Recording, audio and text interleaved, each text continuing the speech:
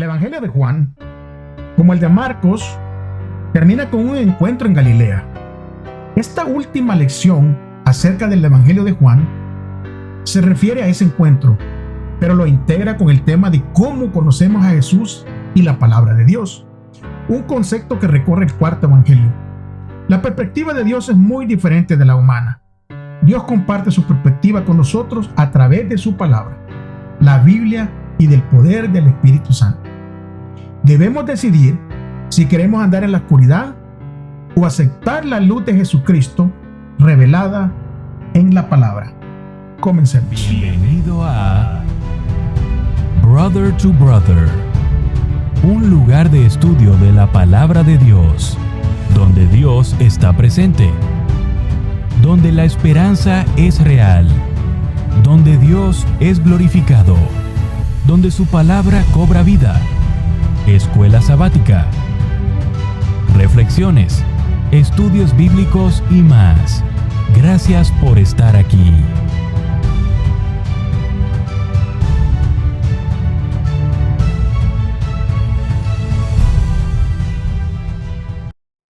Muchas bendiciones, mis queridos amigos, mis queridos hermanos. Muy contentos de poder llegar a este fin de este trimestre con la última lección. Hasta este día Dios nos ha conducido y estamos muy agradecidos también con cada uno de ustedes que se suscriben, con cada uno de ustedes que participan de este estudio. Vamos entonces a comenzar. No lo queremos hacer sin antes orar, pero también es súper importante que traigan su Biblia, su libro de estudio, algo con que tomar notas. Comencemos, por favor, reverentemente, acompáñame. Padre, una vez más, damos gracias, Señor, porque estamos terminando este trimestre, este estudio, pero también estamos terminando este año. Y le agradecemos porque usted nos ha conducido a través de las dificultades, a través de las barreras, Señor, y nos ha sacado en victoria. Por eso que pedimos que usted perdone nuestras faltas y que usted, Señor, sea el que nos dirija, que el Espíritu Santo more en nosotros, que nos dé la sabiduría y el entendimiento para discernir esta lección y para atesorarla en nuestro corazón, pero sobre todo para practicarla. En el nombre de Jesús se lo pedimos. Amén. Muy bien, mis queridos amigos, mis queridos hermanos, su Biblia en mano, ahí está la lectura para memorizar de esta semana, Juan 5:39, y dice claramente: ustedes escudriñan las Escrituras porque piensan que en ellas tienen la vida eterna. Ellas testifican de mí.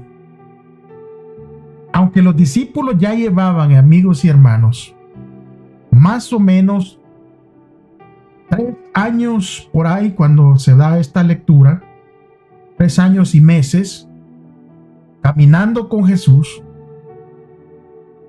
pero por todo este tiempo Jesús les había anunciado una y otra vez lo que iba a suceder. El problema era que los discípulos seguían sin estar preparados para la crucifixión y la resurrección. Parece que no habían prestado mucha atención a todo lo que Jesús les había dicho. Y la historia parece que se está repitiendo. Que corremos muchos el mismo peligro hoy mismo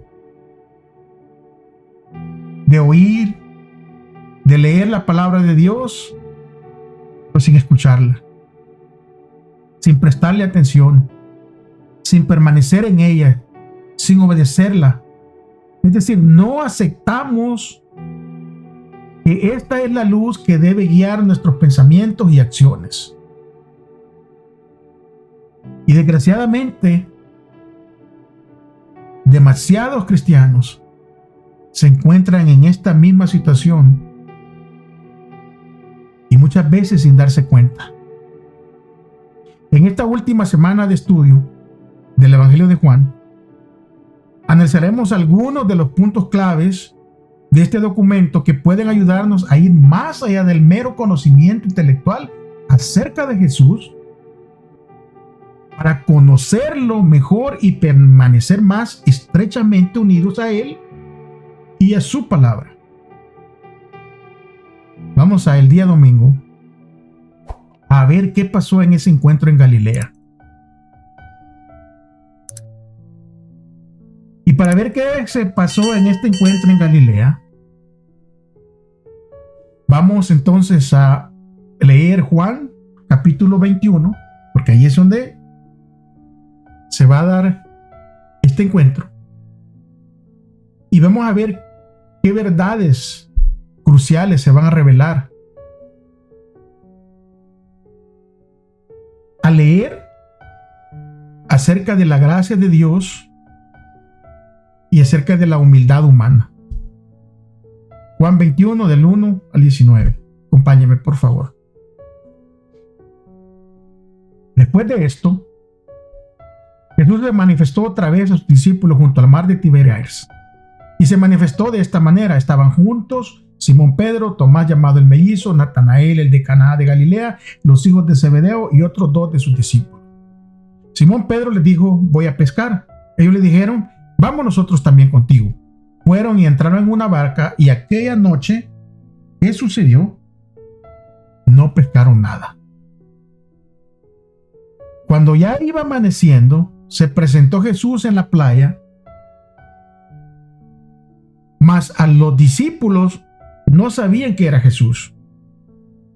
Y les dijo: hijitos, ¿tenéis algo de comer? Le respondieron: no. Él les dijo: echad la red a la derecha de la barca y hallaréis. Entonces la echaron y ya no la podían sacar porque la gran cantidad de peces que habían agarrado. Entonces aquel discípulo a quien Jesús llamaba el amado dijo a Pedro: es el Señor. Simón Pedro, cuando oyó que era el Señor, se ciñó la ropa porque se había despojado de ella y se echó al mar. Y los otros discípulos vinieron con la barca arrastrando la red llena de peces, pues no distaban de la tierra sino como a 200 codos. Al descender a tierra vieron unas brasas puestas y un pez encima de ellas y pan. Jesús les dijo: traed de los peces que habéis de pescar. Subió Simón Pedro y sacó la red a tierra llena de grandes peces, 153, y aun siendo tantos no se rompía la red. Les dijo Jesús: venid, comed, y ninguno de los discípulos se atrevía a preguntarle: ¿tú quién eres?, sabiendo que era el Señor. Vino pues Jesús y tomó el pan y les dio, y asimismo del pescado. Esta era ya la tercera vez que Jesús se había manifestado a sus discípulos después de haber resucitado de los muertos. Después de haber comido, Jesús dijo a Simón Pedro: Simón, hijo de Jonás, ¿me amas más que estos? Le respondió: sí, Señor, tú sabes que te amo. Él le dijo: apacienta mis corderos. Volvió a decirle la segunda vez: Simón, hijo de Jonás, ¿me amas? Pero él respondió: sí, Señor, tú sabes que te amo. Le dijo: pastorea mis ovejas. Le dijo la tercera vez: Simón, hijo de Jonás, ¿me amas? Pedro se entristeció que le dijese: porque por tercera vez me amas. Y le respondió: Señor, tú sabes todo, tú sabes que te amo. Jesús le dijo: apacienta mis ovejas. De cierto te digo, cuando eras más joven, te ceñías tú mismo e ibas donde querías, mas cuando ya seas viejo, extenderás tus manos y te ceñirán otro, y te llevará donde no quieras. Esto dijo, dando a entender con qué muerte había de glorificar a Dios. Y dicho esto, añadió: sígueme. Juan 20 termina con el propósito por el cual el libro se había escrito. O sea, aquí hubiera sido el lugar lógico para concluir. Pero la palabra de Dios no es de lógica humana. Y entonces hay un capítulo más, el capítulo 21. Acabamos de leer parte de este capítulo. Y miramos aquí que lo que acabamos de leer comienza con el regreso de algunos de los discípulos a Galilea y con la idea de Pedro sugiriéndoles de que van a pasar una noche en el lago pescando. Se parece que aquí como que quieren regresar a sus viejos tiempos. Y los discípulos retoman su antiguo oficio, la pesca. Pero esa noche no pescan nada. Cuando ya viene amaneciendo, un misterioso desconocido les dice desde la orilla: echen la red a la derecha de la barca. Antes les ha preguntado: ¿cuánto agarraron? ¿Agarraron algo? Y ellos dijeron: no. Entonces les dice: bueno, echen la red a la derecha. Y vienen ellos y la echan y agarran un montón de peces que ni siquiera podían recoger la red. Esto les debe haber traído a memoria la vez cuando Jesús los llamó al comienzo de su ministerio. Cuando les dijo que ahora los iba a hacer pescadores de hombres. Pero hay alguien de todo este grupo de discípulos que andaban ahí pescando. Hay alguien que reconoce inmediatamente a Jesús. Ese discípulo que siempre estaba allí cerquita de Jesús, el discípulo amado, le dice a Pedro: Pedro, es el Señor. Y Pedro no se espera. Él salta y se tira al agua y nada hasta la orilla, porque obviamente el bote con las redes y las pescas iba a tardar más. Y llega allí con Pedro y lo reconoce, y el Señor está allí esperándole ya con comidita, porque toda la noche no imagínense pescando y no habían agarrado nada. Y el Señor ya tiene una fogata, ya tiene unos pescaditos allí asándose y tiene pan. Les da de comer. Y todos están ahí alrededor de la fogata, pero nadie se atreve a preguntarle nada al Señor. Entonces Jesús se levanta, llama a Pedro y le dice que lo siga. Y Jesús le va a hacer 3 preguntas a Pedro. Y parece que el número 3 le va a traer un recuerdo a Pedro, ¿verdad? Desagradable. Porque 3 veces lo había negado. Pero ahora las preguntas que le va a hacer el Señor a Pedro son relacionadas con el amor. Con el amor que él tiene por su maestro. Antes de la crucifixión, Pedro insistió en que él daría su vida por Jesús. O sea, Pedro le dijo: Señor, si es necesario, yo voy a la cárcel, si hay que dar la vida, la doy también. Pero nosotros conocemos lo que hizo Pedro. O sea, cuando vio la situación, igual salió corriendo, y la escritura dice que de lejos venía viendo para dónde llevaban al Señor.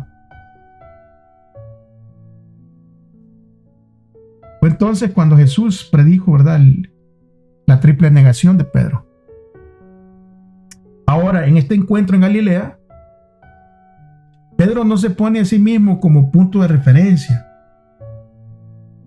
sino él pone como punto de referencia a Jesús. Porque el Señor le dice: Pedro, ¿me amas?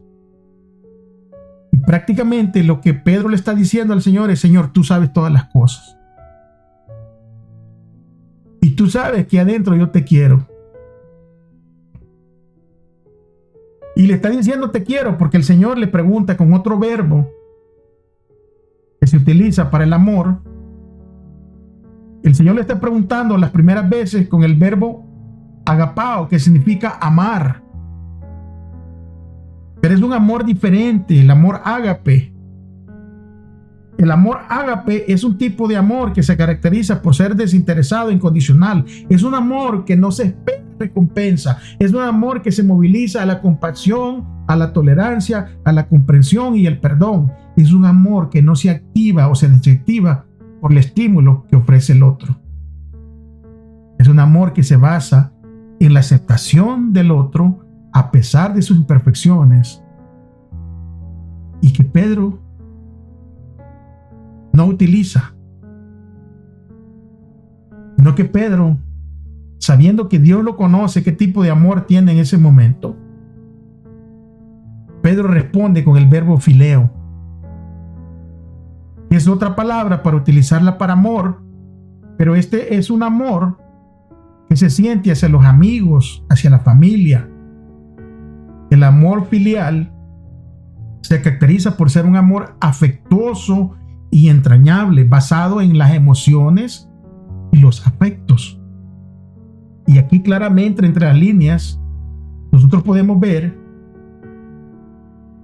basado en el diálogo que Jesús está teniendo con Pedro y las respuestas de Pedro, que Pedro no ha alcanzado el tipo de amor superior, o sea, ese tipo de amor ágape.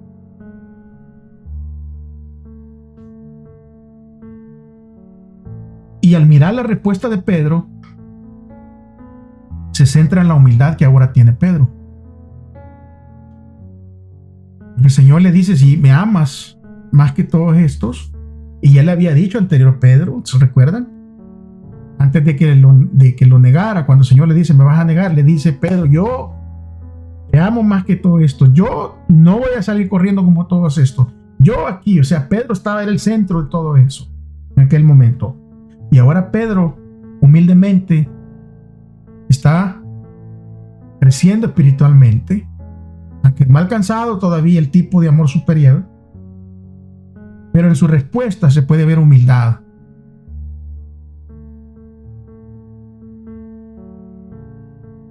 Porque probablemente esté utilizando este término inferior, ¿verdad? Y ahora no se atreve a reclamar demasiado para él mismo. No se atreve a decir, Señor, tú sabes que yo te amo, yo soy mejor que estos. Mira, me tiré del bote y llegué primero aquí contigo. Eso no. Pedro ahora está humillado ante el Señor y esta humildad es la que Jesús reconoce. Y esta humildad es la que resulta crucial para restaurar a Pedro en el ministerio. Y sin duda la humildad es una de las mejores cualidades para el ministerio, porque hace que el centro de atención sea Jesucristo y no nosotros.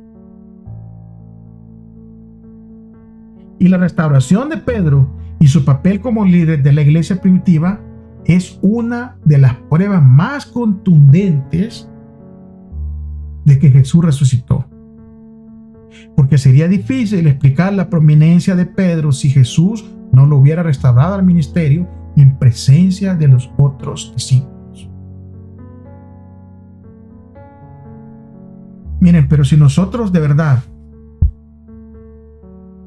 a la luz de la cruz, o sea, ¿de qué podemos sentirnos orgullosos? Si nos ponemos a la luz de la cruz,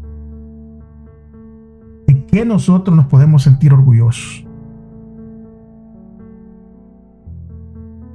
Es por eso que el día lunes nos va a hablar de mantener los ojos en Jesús. Y al continuar leyendo Juan 21, ahora del versículo 20 al 22, vamos a ver que hay una pregunta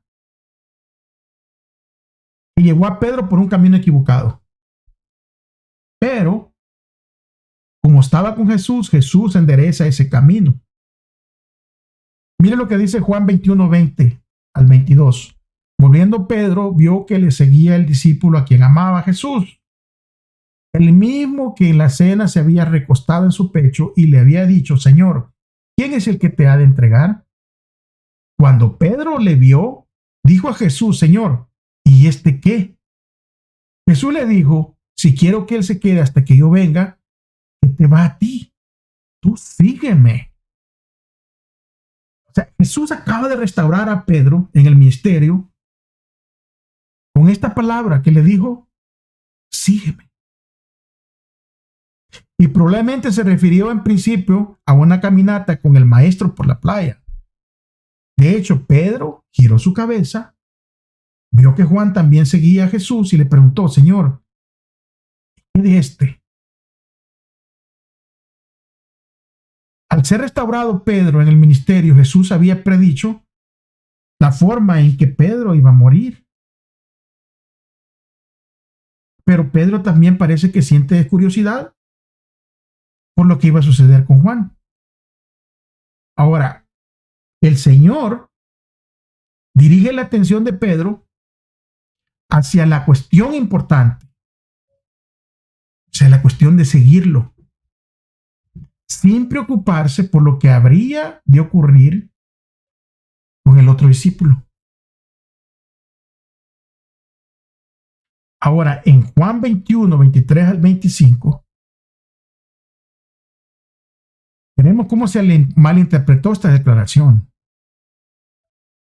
Pero esta enseñanza que acabamos de leer nos va a servir a nosotros, porque nuestra vista tiene que estar puesta en Jesús. Tiene que estar puesta en Jesús. Porque hay muchos que han puesto la vista en un hombre, en una congregación, en un ser humano, y los ha decepcionado, los ha dañado. Amigos y hermanos, adentro de las congregaciones crece el trigo y crece la cizaña. Y muchas veces te toca estar cerquita de la cizaña y te van a dañar.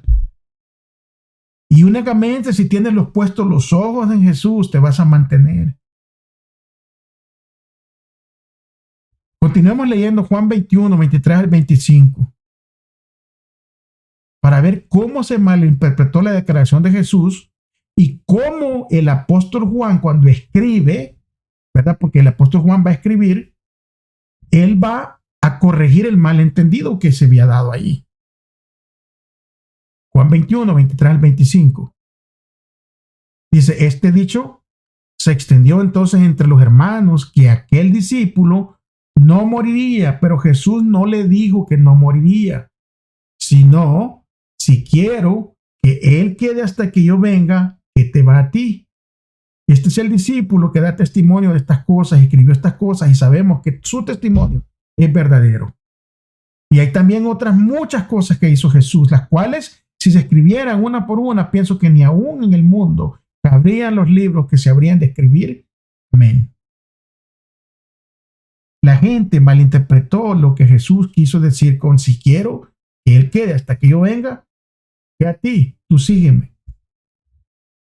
Y pensaron que eso significaba que Jesús volvería antes de que Juan muriera. Y es por eso que Juan ha escrito el versículo 25. Porque iba pasando el tiempo y esta idea se había expandido por ahí y Juan se iba poniendo más viejo y se iba acercando más a su muerte y Cristo no venía. Y esto podría crear, ¿verdad?, que la gente cayera en una crisis. Es por eso que Juan corrige esta idea equivocada indicando que las palabras de Jesús habían sido una expresión de deseo, no una profecía acerca de lo que iba a ocurrir. La idea de centrarnos en Jesús en lugar de hacerlo en otras personas es una poderosa introducción al resto de la lección de esta semana. Porque solo Jesús es nuestro Salvador, inevitablemente la gente nos va a decepcionar e incluso nos va a lastimar. Miren, muchas veces las personas con las que hemos comido en la misma mesa, en las congregaciones, esa gente que un tiempo nos sonrió, esa gente muchas veces nos va a venir y nos va a lastimar, inventando cosas, hablando a nuestras espaldas. Y muchas veces lo hacen por un puesto de poder, por estar al frente. Y muchas personas son dañadas.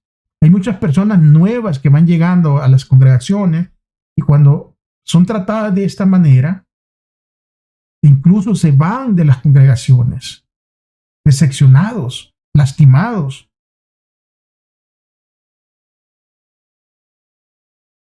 Y estas verdades que nosotros tenemos que conocer las va a retomar el día martes hasta el jueves, acerca del tema de la comprensión de la palabra de Dios con el objetivo de conocer y seguir a Jesús únicamente, porque Él es el único que debe ser nuestro maestro y nuestro guía. Esto independientemente de la ayuda, del consejo y la orientación que otros puedan darnos.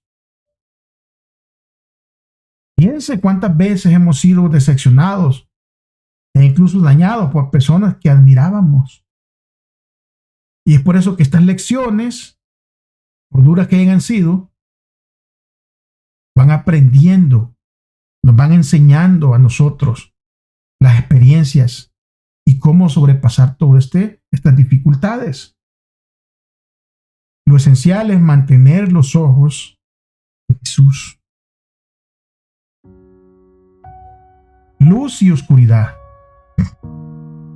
En este día vamos a leer y leeremos a Juan 1 del 4 y 10, Juan 3, 19 al 21, Juan 5, 35, Juan 8, 12, Juan 9, 5, Juan 11, 9, Juan 10, Juan 12, 35, porque aquí vamos a ver un contraste.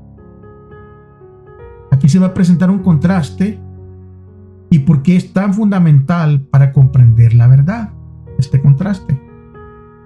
Empecemos con Juan 1, versículo 4 y versículo 10. Mire lo que dice el versículo 4, dice: en él estaba la vida y la vida era la luz de los hombres. El versículo 10 dice: estaba en el mundo y el mundo fue hecho por medio de él, pero el mundo no le conoció. Juan 3, 19 al 21, y esta es la condenación, que la luz vino al mundo y los hombres amaron más las tinieblas que la luz, porque sus obras eran malas. Porque todo aquel que obra el mal aborrece a la luz y no viene a la luz para que sus obras no sean redargüidas. Pero el que practica la verdad viene a la luz para que sean manifiestas sus obras, que han sido hechas según Dios. Juan, capítulo 5, versículo 35, dice: él era una lámpara que ardía y alumbraba, y vosotros quisisteis regocijaros por un tiempo en su luz. Juan 8:12. Otra vez Jesús les habló diciendo: yo soy la luz del mundo, el que me sigue de ningún modo andará en tinieblas, sino que tendrá la luz de la vida. Juan 9:5. Entre tanto que estoy en el mundo, soy luz del mundo. Juan 11, versículos 9 y 10. Respondió Jesús: no son 12 las horas del día, el que anda de día no tropieza, porque ve la luz de este mundo, pero el que anda de noche tropieza, porque no hay luz en él. Y Juan 12:35 dice: entonces Jesús les dijo: aún por un poco está la luz entre vosotros. Andad entre tanto que tenéis luz, para que no lo sorprendan las tinieblas, porque el que anda en tinieblas no sabe a dónde va. Y francamente, mis amigos, mis hermanos, este mundo está en tinieblas porque no vienen a la luz. Y al estar en oscuridad, no pueden por sí solo encontrar el camino hacia el Dios verdadero, el camino hacia el Dios personal de la creación. No pueden llegar a la revelación ni a la redención. Nunca puede la humanidad por sí misma obtener un conocimiento de lo divino, porque lo divino es más alto que los cielos. Y si es más alto que los cielos, ¿qué hará el hombre? Y si es más profundo que el Seol, ¿cómo lo va a conocer? Es únicamente el Espíritu el que puede revelarnos las cosas profundas de Dios, las que ojo no vio ni oído oyó, y que jamás entraron en pensamiento humano. Pero a nosotros nos las ha revelado Dios por medio de su Espíritu. Solo Jesucristo dio a conocer al Padre, a ese verbo, y así es traducido el verbo de dar a conocer, exegeomai, que significa interpretar, explicar, exponer. Y Juan nos presenta a Jesús como el mensajero celestial, el que da a conocer a Dios. Solo a través de Jesús podemos nosotros conocer verdaderamente a Dios. Y ahora la otra parte, la oscuridad, en Juan 8:42 al 14. ¿Cómo va a describir Jesús el falso fundamento sobre el que los líderes religiosos de Israel habían basado su fe? Juan 8:42 al 44. Jesús entonces les dijo: Si fuese Dios vuestro Padre, me amarías a mí, porque yo de Dios he salido y he venido, pues no he venido de mí mismo, sino que el que me envió. Porque no comprendéis mi lenguaje, porque no podéis escuchar mi palabra.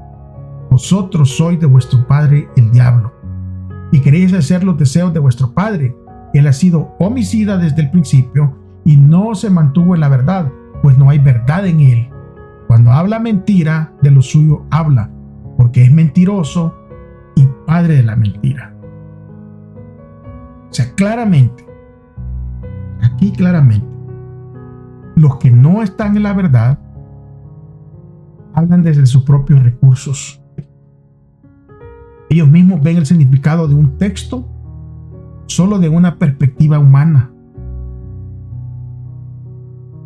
Por el contrario, debemos aceptar que Cristo es la luz del mundo y seguirlo en nuestra interpretación de su palabra. Pero el diablo habla de lo que él mismo es. Es mentira. Y si no tenemos cuidado y no nos rendimos en fe y obediencia a Dios, corremos el peligro de hacer lo mismo. O sea, leer el texto basándonos únicamente en nuestros propios deseos, anhelos, perspectivas, o sea, es un error mucho más factible de lo que nosotros creemos. O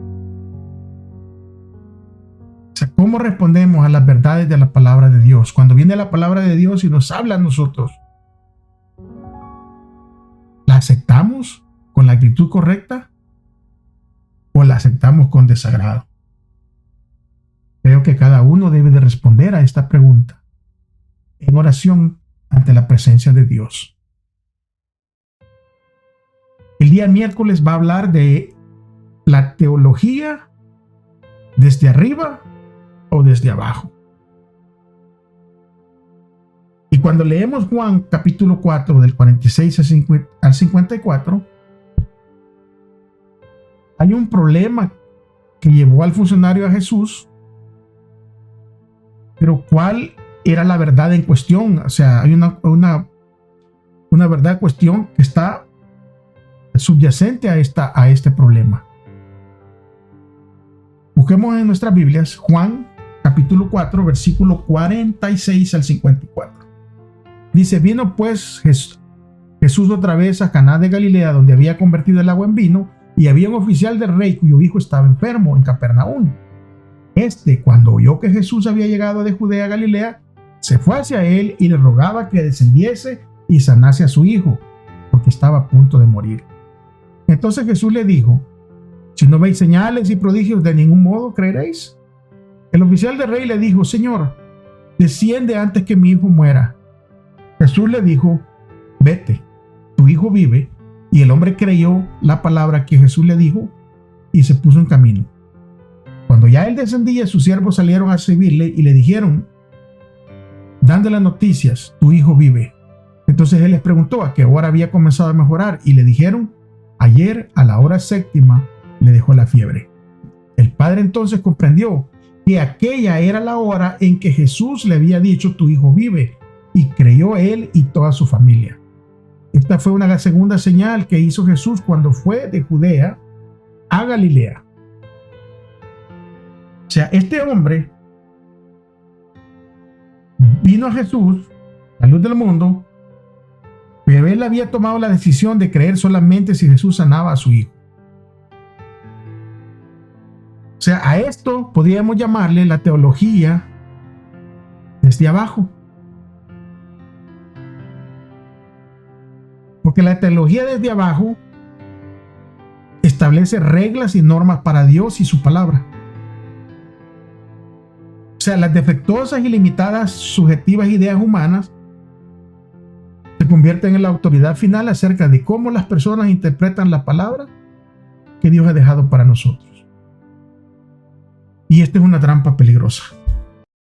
Hace como 2 semanas surgió en nuestro estudio local la pregunta de por qué nosotros no sanábamos al enfermo, le devolvíamos la vista a los ciegos, ¿Por qué no hacíamos caminar a los paralíticos? ¿Por qué no levantábamos muertos? Y qué bueno, ¿verdad? Que Dios está en control de todo y ha dejado respuesta. Porque la teología humana, la teología de abajo, necesita ver para creer. Sin embargo, la teología de arriba es una teología diferente. Es una teología que no necesita ver para creer. ¿Está viendo? Y es por eso que nosotros tenemos que llegar a entender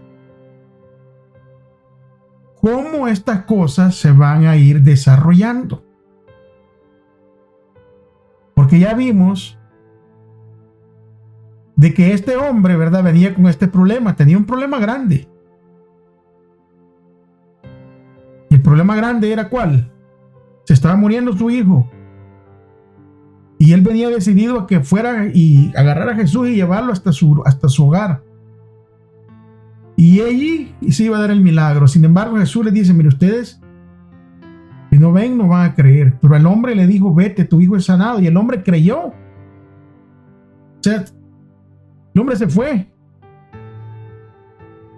Y cuando llegó y miró, entonces ahora se convirtió él y toda su casa. Pero esta teología de solo mirar es una trampa peligrosa. Porque nos puede llevar a la duda e incluso a ya no tener fe. Pues como no he visto nada, no voy a creer. Por el contrario, la teología desde arriba únicamente es por fe. O sea, Hebreos capítulo 11, versículo 1 dice que la fe es la sustancia de lo que no se ve, la certeza de las cosas que no han pasado como si ya hubiesen sucedido. Y esa es la teología de arriba. Nosotros primero creemos y no tenemos que cuestionar a Dios, sino creer en su palabra. Debemos creer en las palabras de la Escritura si queremos creer en las palabras de Jesús. Jesús dijo, si ustedes permanecen en mi palabra, son realmente mis discípulos. Si dudamos de la palabra de Dios, su palabra no puede permanecer en nosotros. Y Jesús claramente dijo que el que me rechaza y no me recibe, mis palabras no tienen. Y ahora tienen quien lo condene. La palabra que he hablado lo condenará en el día final, porque yo no hablé de mí mismo, dijo Jesús. El Padre me envió, Él me ordenó y Él me dijo qué decir y qué enseñar. Escuchar la palabra de Dios es algo más que una ingestión pasiva de información. Escuchar la palabra de Dios significa hacer la voluntad de Dios como una respuesta activa al hecho de escucharla. Por eso Juan 7:17 dice, el que quiera hacer la voluntad de Dios conocerá si la doctrina es de Dios o si yo hablo por mi propia cuenta. Esta dinámica de oír y poner en práctica la palabra de Dios es una expresión de amor hacia Él. Él mismo dice, el que me ama, guarda mi palabra y mi Padre lo amará y vendremos a Él y habitaremos en Él. Ahí en Juan 14:23. O sea, leyendo esto, ¿cuál es la relación entre nuestro amor a Jesús y la obediencia?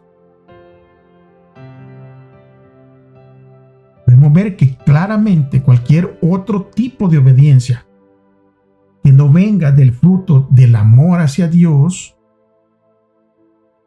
corre el peligro de hacerse o convertirse en un legalismo nada más.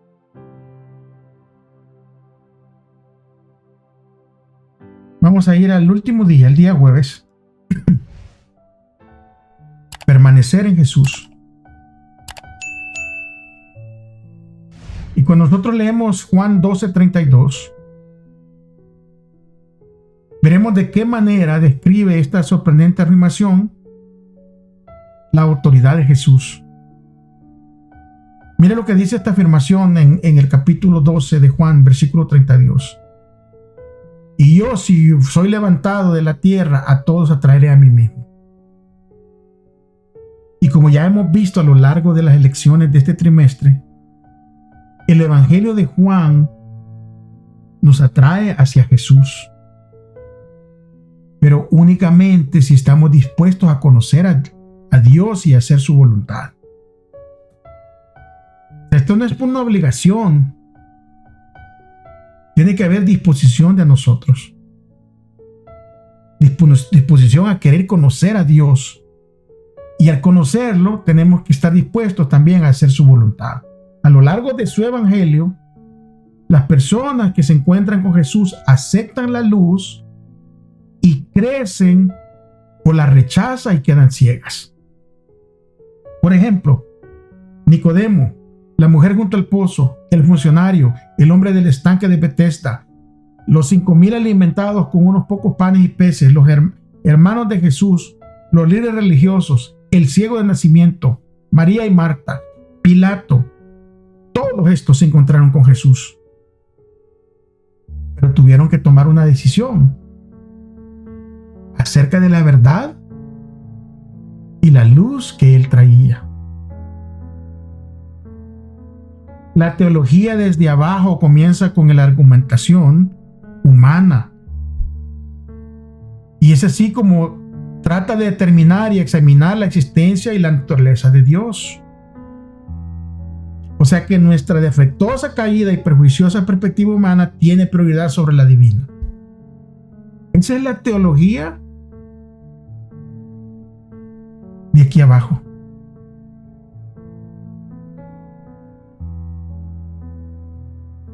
La teología de abajo conduce a las personas inevitablemente por el mal camino. Como lo ha hecho en el pasado, así también lo hará en el futuro. Porque la sabiduría humana va a usurpar el lugar de la divina e intentará imponer una falsa adoración en el mundo.